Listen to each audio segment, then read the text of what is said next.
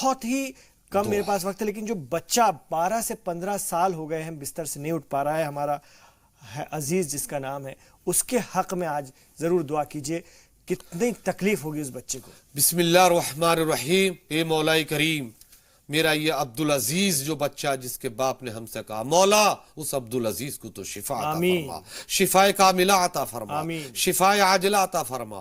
اور مولا کریم ہمارے وطن ہندوستان میں جو اس طرح کے مرض میں مبتلا ہیں، چاہے وہ ہماری بہنوں کی شکل میں ہو، ماؤں کی شکل میں ہو، باپوں کی شکل میں ہو، داداؤں کی شکل میں ہو، جو لا علاج اپنے بستروں پر ایک لمبے عرصے سے پڑے ہوئے ہیں، مولا تو ان سب کو شفا عطا فرما دے، سب کو شفا عطا فرما، ان کو آرام عطا فرما، ان کو سکون عطا فرما، ان کو چلنے پھرنے کی طاقت دے دے، کھانے پینے کی طاقت دے دے، بات چیت کرنے کی طاقت دے دے، اپنوں سے ملنے کی طاقت دے دے. مولا جو نہیں چل پا رہے ہیں ان کے پیروں میں طاقت عطا فرما دے، جو دیکھ نہیں پاتے ان کی آنکھوں میں طاقت دے دے، جو سن نہیں پاتے مولا ان کے کانوں میں طاقت دے دے، جو بول نہیں سکتے ان کی زبان میں طاقت دے دے.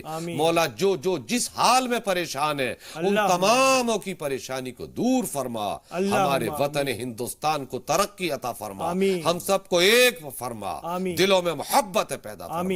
لا الہ الا اللہ محمد الرسول اللہ صلی اللہ تعالی علیہ وسلم. سب کو میری طرف سے السلام علیکم ورحمت اللہ وبرکاتہ.